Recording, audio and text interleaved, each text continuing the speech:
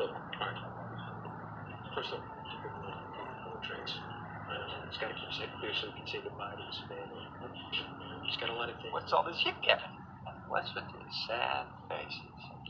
You know, we gotta take a walk. Nick, I'm not losing my mind yet. There's Ratchet. It's not a good idea. I don't want you wandering off again. I won't be long. Just don't put me in this position. Tony, how long have I got after I take? You've got 20 minutes. 30 max. I gotta do this, Tony. I got to. Don't be long.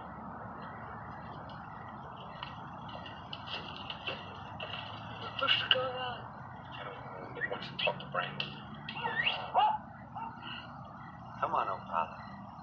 Come on, O'Brien. Listen, I want you to go back to making the kind of films you made in college.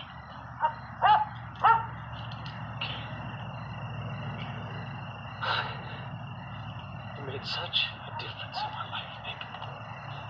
You brought me out of my shell. The years that we spent together. Yeah, great times. Come on.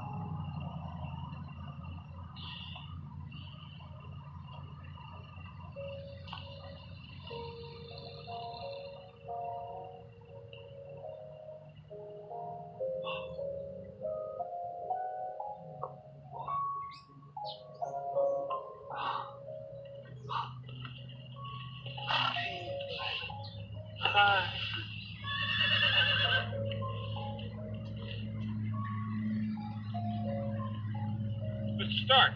Howdy, neighbor. I see him every day in the camp force. I'm going out of town after New Year's. Can you feed him? Sure. Well, actually, my friend here can feed them. Brandon. Good. Thank you. When you're all this time, I need you to be strong for me. I don't want you crying. You know, I can barely see. It's like looking at a long tube.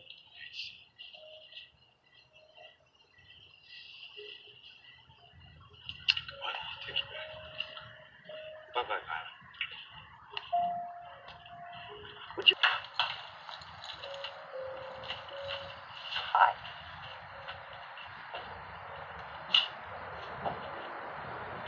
No.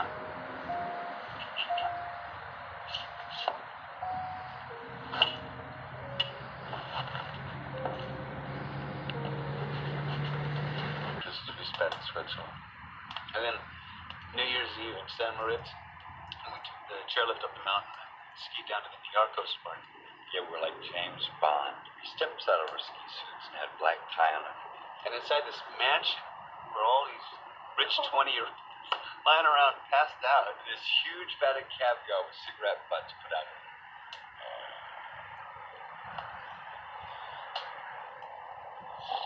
Well, Dad sure is taking this one.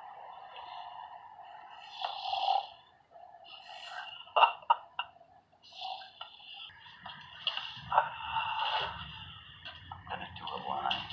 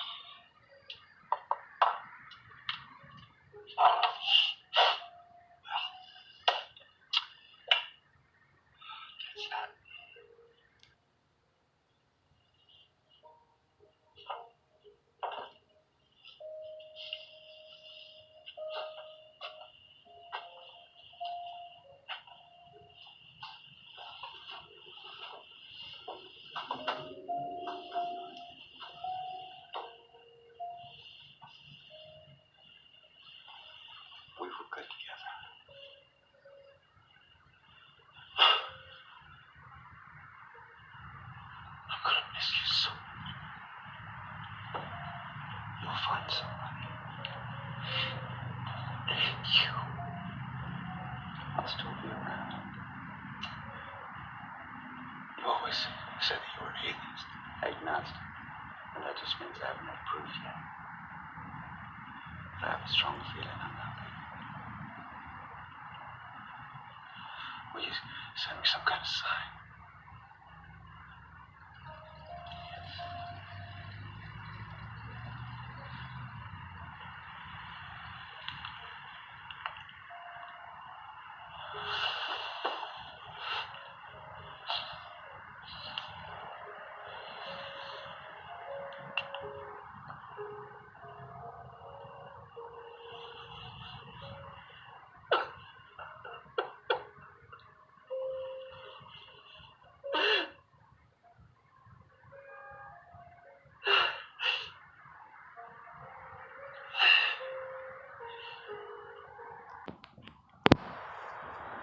What up, all? Total Control 871, and how's everybody's Pride Month coming along?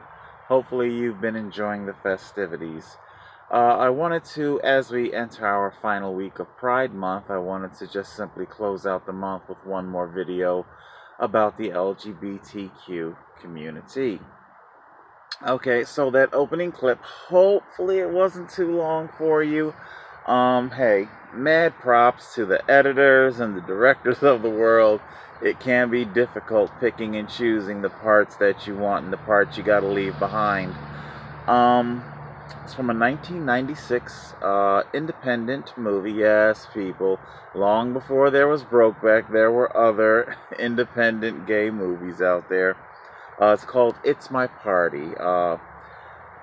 Eric Roberts and Gregory Harris, they play a gay couple, and Eric Roberts contracts AIDS. Gregory Harris does not, his partner, and basically the illness drives a wedge between the relationship, ultimately causing them to break up. Once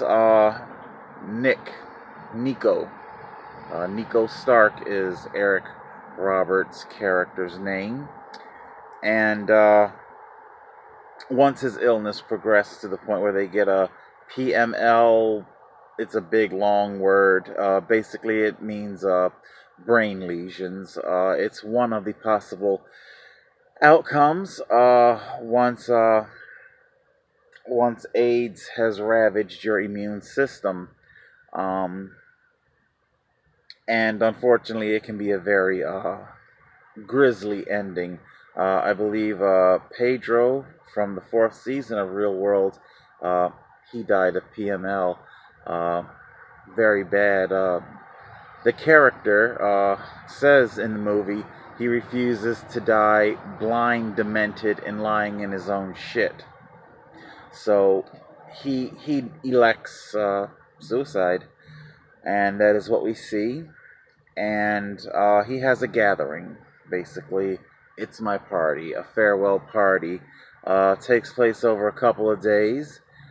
Friends come and go, saying their goodbyes and condolences. And,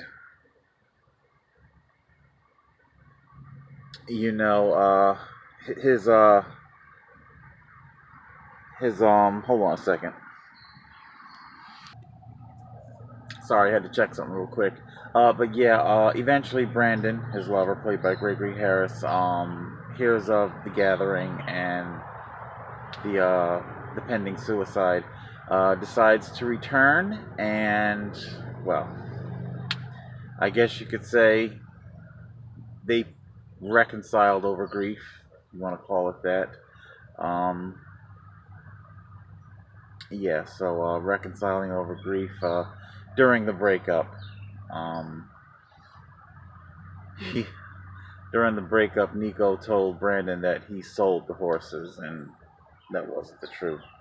Anyway, what I really want today's video to be about, more than just simply AIDS awareness or Gay Pride Month, there is also in the movie an element of disability and what people with disability, whether it's AIDS or whatever it may be, when you lose functionality, you find that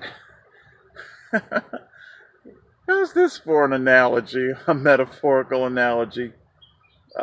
You don't really see the commercial anymore, but way back in the 80s, all you young millennials out there, they used that Dawn liquid soap.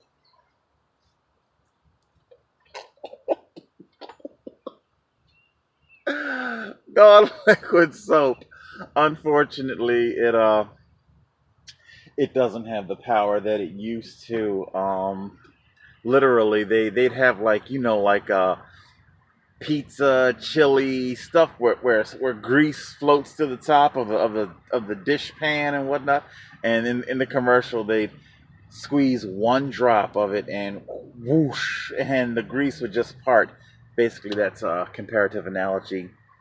Um, what friends and family will do to you, they will just simply immediately evacuate the vicinity around you when you are afflicted with a disability. I lived through that.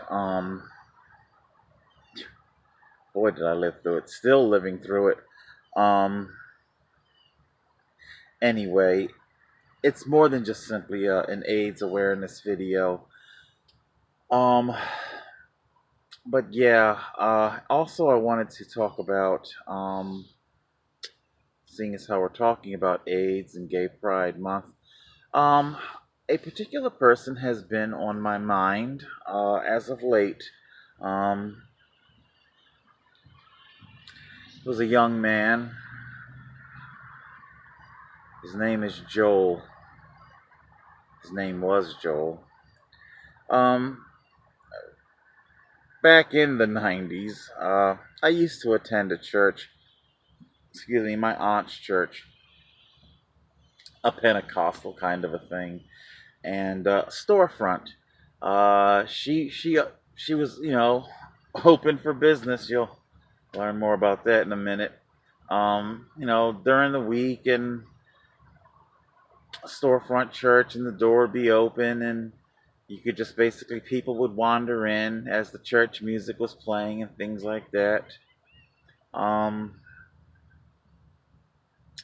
My aunt, I swear, her sign is Gemini, and she really is. I have never seen such a hodgepodge mixture of good and not so good. One such gentleman came wandering into the church one night. One of those late night revival type deals. Name was Joel. White guy. Thin. Gaunt. Yes, he had AIDS, or so we would come to learn. On the church's plus side, nobody rejected him or anything like that. He was welcome. And fortunately, there was something of a predatory angle there. My aunt, the preacher woman of the church, it wasn't just simply Joel, but she would also take her clergy credentials, after hours, and basically troll the hospital, going to pray for people in a hospital. What was unspoken was that she was hoping that there would be, usually white people, that she could lay hands and convince that they had been given a powerful miracle healing. There was a financial element there that she was hoping to gain from.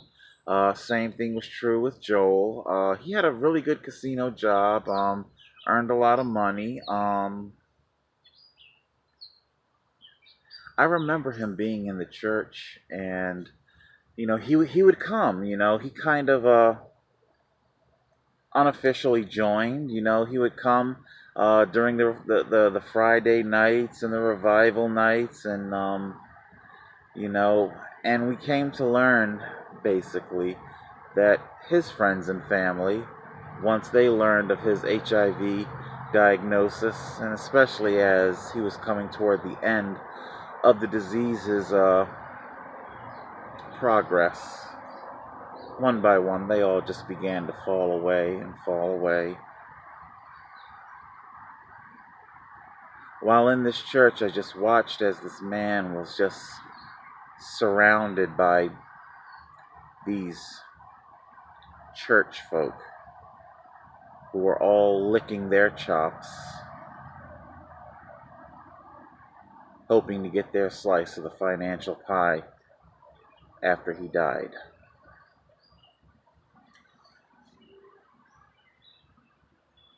Sounds pretty awful, doesn't it? It was awful. But there was this weird...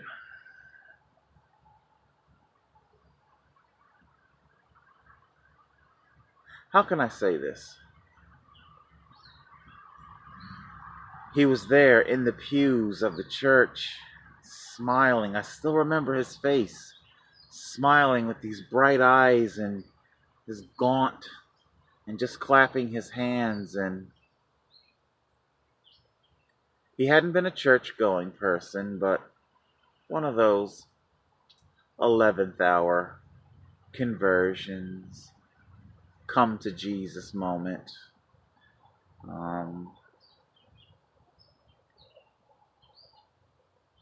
Years after he had passed away, his family came swooping back in and immediately threatened legal action against my aunt should she try to claim any of his money, because I think maybe there was some sort of whatever impromptu will slapped together, you know. You were here for me during my last days, I give it all to you, stuff like that. I don't know how legally binding that is, or even appropriate. She was there for him during his last days. She created an illusion. She helped to fiction up the world around him and made him believe that he was part of a family and that he was loved and cared for. I have no idea if Joel understood that there was a predatory angle there or not. I don't know. I really don't know.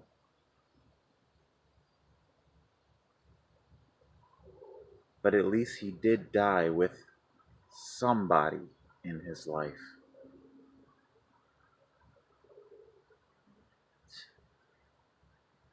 Why does money have to fuck shit up so bad?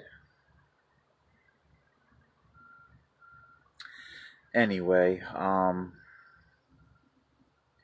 so that's kind of what I wanted to talk about in terms of a Gay Pride Month today. What time have I got here? Should be alright. Yeah, about 18.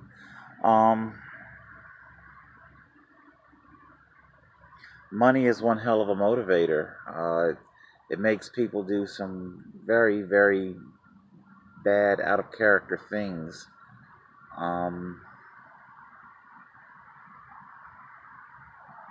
And we see both from Joel's real life and in our movie, this isn't just something terrible that straight people do. Gay people will abandon you as well. You know, if you were the hot and hunky type, then if you're not hot and hunky anymore, you know. And then there's my situation. You know, I remember as I was getting the very, very strict bed orders from my surgeon, because he didn't want the leg coming down, you know, below heart level. The swelling would have ruptured the sutures. My bus driver buddy, who I was renting a room with, just knowing him like I did, I felt compelled to hit record on the phone and record the surgeon's post-op instructions. I just had a nagging feeling that my bus driver buddy would think that I was playing it up. You're not really that. There, you can do something. You can do.